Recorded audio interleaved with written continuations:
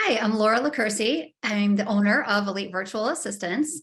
And today I'm going to walk you through the 3 critical steps to take before you actually hire a virtual assistant. So like any big project that we are working on as business owners, we know that the more we plan ahead of time, the more successful our project is going to be. So what I'm going to do is lay out these 3 simple steps for you to get you started on the road to a successful relationship with a virtual assistant. So step 1 is determining what exactly are you going to delegate to your virtual assistant. And I know that this probably sounds obvious that you would need to know this, but a lot of people come to us basically saying that they know that they need help and they just don't know where to start. So the place to start with this is actually to start jotting down on a regular basis all of those tasks and the work that you're doing daily, weekly, and monthly. Start keeping track of those, because then it's very easy once it's out of your head and onto paper or onto a Google Doc for you to be able to pick out some of the things that you can get started delegating off to a virtual assistant.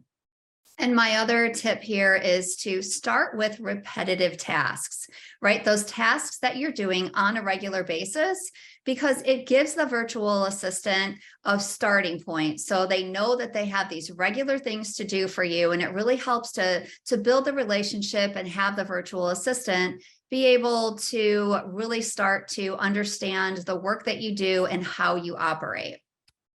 Step 2 to this is to think about who is going to be the best person to support you. And there's a couple things to think through here. And one of them is, do I need somebody with a specific skill set, or do I have the time and ability to train somebody to do the work that I need done? So those are the 2 things that you really want to think through, because personality is a really big part of having a successful relationship with somebody. There's lots of personality assessments out there. Personally, at our agency, we use the DISC assessment, and that helps us in our pairing process when we are, going through on who the best person is going to be to support you. But the skill set is also important. So if you have proprietary software, that's something that you're more than likely going to have to train somebody to do. However, if you are looking for somebody to build a website for you, you need somebody with that specific skill set, because it's probably not in your wheelhouse and you want somebody who can come in and hit the ground running with building your website.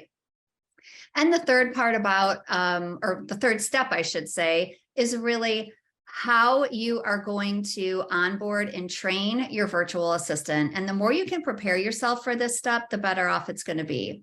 So make sure that for those repetitive tasks that you have processes that you can easily hand off to the virtual assistant. My favorite tool to use this is Loom, L-O-O-M. It's a video screen recording, so you actually can be getting work done while you are creating this video and training somebody and going through the steps on the process that they need to take to finish that task.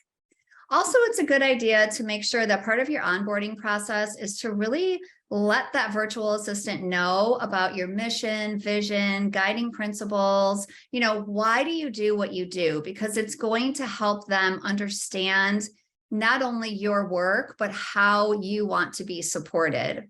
And then the third step is be very clear on what your expectations are around the work that is being done for you and what your goals are, right? You've got to have a goal in mind in order to, or you wouldn't be doing this, right? So whatever your goal is working with the virtual assistant, make sure that that person knows that. And you can have incremental goals, right? Like after month 1, I want XYZ to happen. And by month 2, I want ABC to happen. So think through what the goals are that you're looking to achieve, and then what your expectations are around the work and the relationship itself.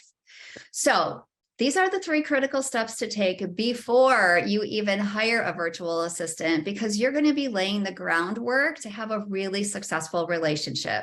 So again, just make sure that you know what it is you're going to delegate, know who the best person is going to be to support you, and know how you are going to onboard and train that virtual assistant for success.